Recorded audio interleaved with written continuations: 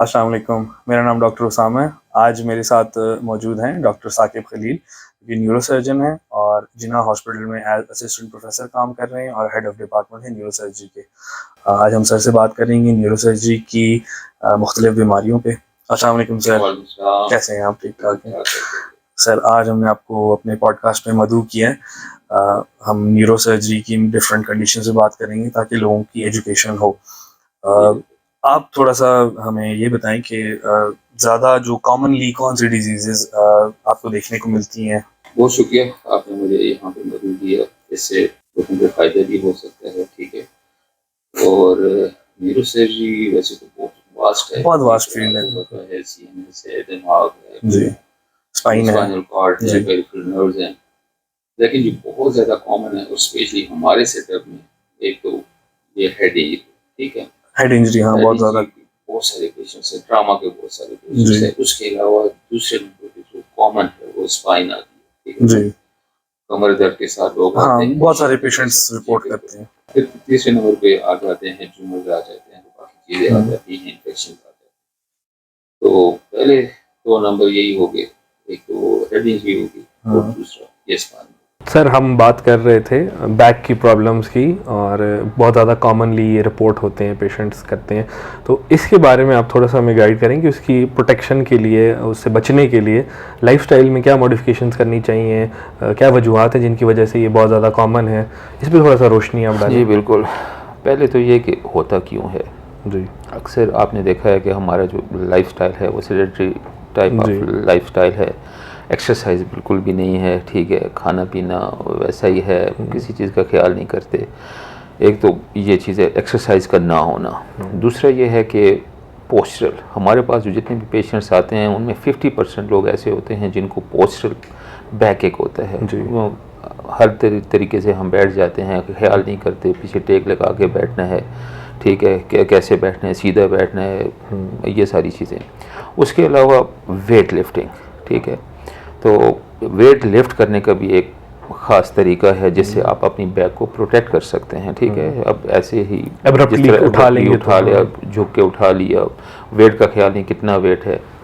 तो अगर इन चीज़ों का हम ख्याल करें, कैसे बैठना है, ड्राइव कैसे करना है, वेट कैसे लिफ्ट करना है, तो हम इस बैक एक जैसी चीज़ से बच सकते हैं अगर इसका हम ख्याल करें तो। बाकी ये कि पोस्चरल आपने बात की कि पोस्चरल बहुत ज़्यादा प्रॉब्लम्स हैं और मसल वीकनेस की वजह से होता है कि आप बैठे रहते हैं, आप एक्सरसाइज नहीं करते तो मसल्स डेवलप नहीं होते वो, और वेट ज़्यादा होने की वजह से उनके ऊपर जोर ज़्यादा पड़ता है, स्ट्रेस आता है, उसकी वजह से पेन होता है। तो एक तो ये चाहिए कि हमें अपने पोस्चर्स करेक्ट करने चाहिए, हमें जो है इस बारे में मालूमात लेनी चाहिए कि कैसे बैठना चाहिए, कैसे नहीं बैठना चाहिए।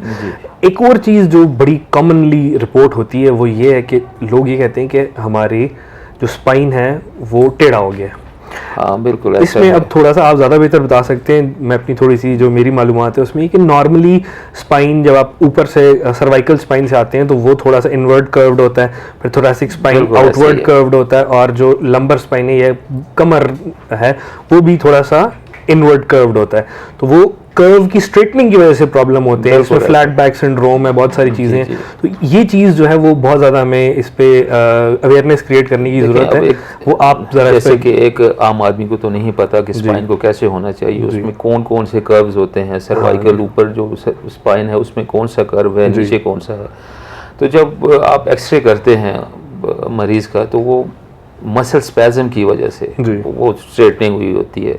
तो वो स्ट्रेटनिंग को वो एक्चुअली नॉर्मल इंटरप्रेट किया जाता है, इंटरप्रिटेशन उसकी गलत होती है, जिससे मरीज़ के जहन में ये होता है कि ये तो गलत, मेरी स्पाइन खराब होगी। हाँ, उसमें अगर थोड़ा कर्व आता है तो उनको लगता है ये जहाँ पे कर्व आता है वो उसको मिस इंटरप्रेट करते हैं, वो हालांकि नॉर्मल होता है, लेकिन आम आदमी को तो नहीं पता कि ये होना चाहिए। अगर वो ना हो तो वो प्रॉब्लमेटिक है, वो आपको पेन काज करता है और वो सारी चीज़ें होती हैं। तो इसलिए लोगों में अवेयरनेस थोड़ा सा, डॉक्टर्स को भी बताना चाहिए उनको कि ये चीज़ नॉर्मल है, ये अब नॉर्मल है और इस चीज़ का आप ख्याल करें, इससे ये बेहतर होगा, ये एक्सरसाइजेज हैं, तो उससे काफ़ी लोगों की जो मिसकंसेप्शंस हैं वो बेहतर हो सकती हैं। उसमें यही है कि जो आपका स्पाइन की नॉर्मल कर्वेचर अल्लाह ताला ने जैसे बनाए हुए हैं उसमें से मुख्तलिफ नर्व्स निकल रही हैं, वो नॉर्मल है। अगर वो स्ट्रेट होता है नर्व्स पे दबाव पड़ता है, मुख्तलिफ प्रॉब्लम्स हो जाते हैं। मसल स्पैज़म जब भी नॉर्मल मसल होगा, रिलैक्स होगा, वो आपको पेन नहीं देता।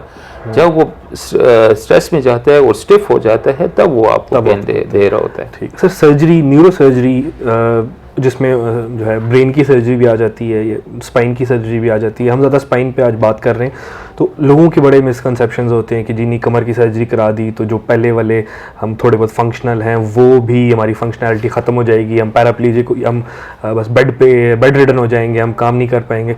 उस बारे में थोड़ा सा आप जो है वो ये एक बहुत इंपॉर्टेंट जो है वो अवेयरनेस भी है और बहुत आम भी है जी। हमारे पास जो मरीज़ आते हैं जिनको सर्जरी की ज़रूरत होती है, हम अक्सर उनको एडवाइस करते हैं कि आप सर्जरी करा लें, बेहतर हो जाएंगे।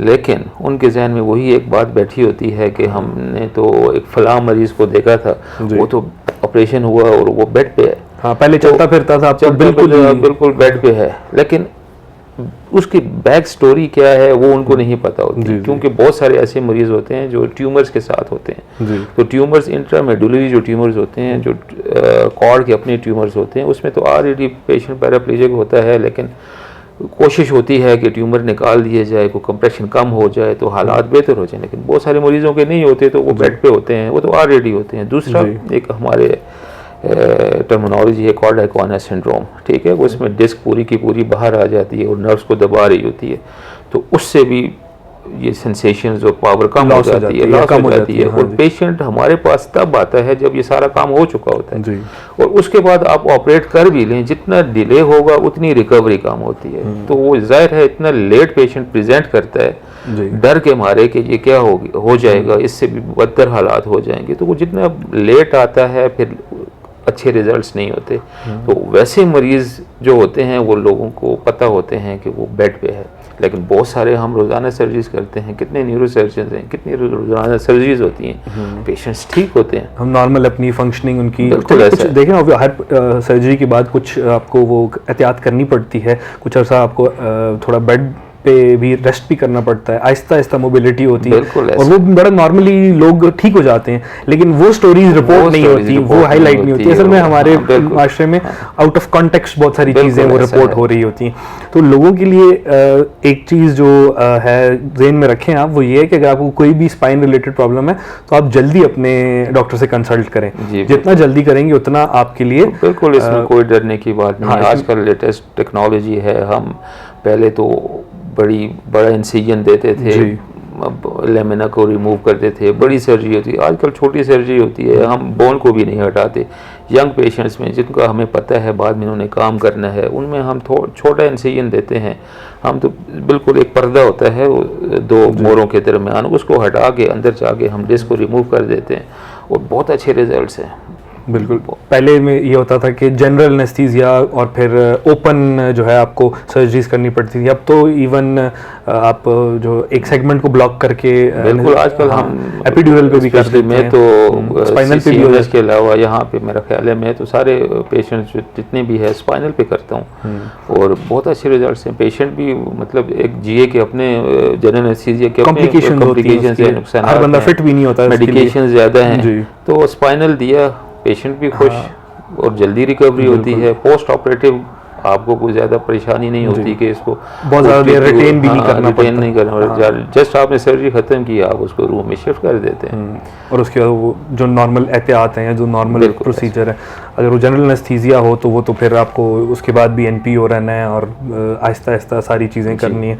तो अब जो जदीद तर्ज़ इलाज, जदीद सर्जरीज आ गई हैं, उसमें आप ये बता रहे हैं कि बहुत छोटे इंसिजन के साथ, ये छोटे कट के साथ भी बहुत सारे मसाइल का हल हो जाता है। और 1 to 2 सेंटीमीटर कट होता है और उसके साथ आजकल लेटेस्ट माइक्रोस्कोपिक है, उससे भी लेटेस्ट आजकल एंडोस्कोपिक है। ये सारी चीज़ें अब आहिस्ता आहिस्ता डेवलप हो रही हैं और इसमें बिल्कुल कोई मरीज़ों को डरने की ज़रूरत नहीं है कि पैराप्लीजिक हो जाएगा, बेड पे चला जाएगा, और बहुत अच्छे रिजल्ट्स हैं। ठीक हो गया। और ट्यूमर्स के बारे में भी थोड़ी सी हम बात कर लेते हैं कि ट्यूमर्स की क्या निशानियां हैं, या पेशेंट्स को क्या चीज़ अलार्मिंग होनी अलार्म बेल कब बजती है, कि आपको क्या चीज़ों पे नज़र रखनी चाहिए? स्पाइन की ट्यूमर्स की बात करते हैं कि उसमें क्या चीज़ों को देखना चाहिए? बिल्कुल, जैसे कि ब्रेन की ट्यूमर्स हैं उसमें डिफरेंट सिम्टम्स होते हैं। स्पाइन में जो इनिशियल सिम्टम होता है वो जैसे कि बैक पेन होता है, लेकिन डरने की ज़रूरत नहीं है।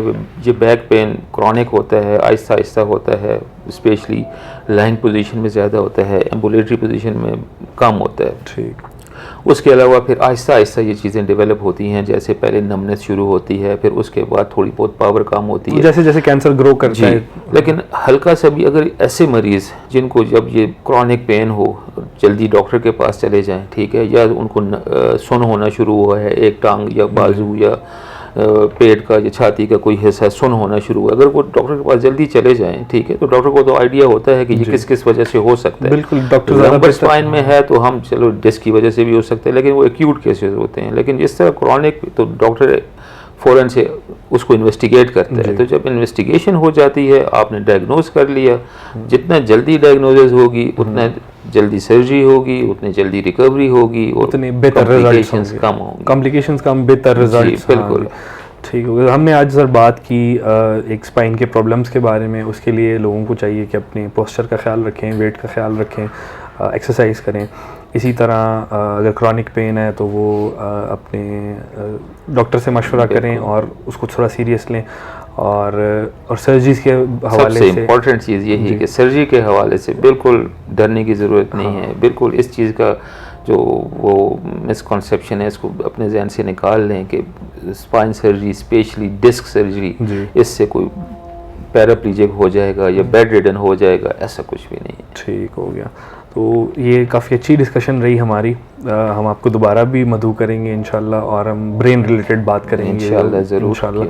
तो आज के टेक होम मैसेजेस हैं वो ये हैं कि अपनी बैक का ख्याल रखें, वेट कम करें, एक्सरसाइज करें, और जो बैक पेन हो या कोई भी सिम्टम हो उसको सीरियस लें, और जल्दी से जल्दी अपने डॉक्टर के पास जाएं और अपना डायग्नोसिस कराएं और इलाज कराएं ताकि कॉम्प्लिकेशंस कम से कम हो।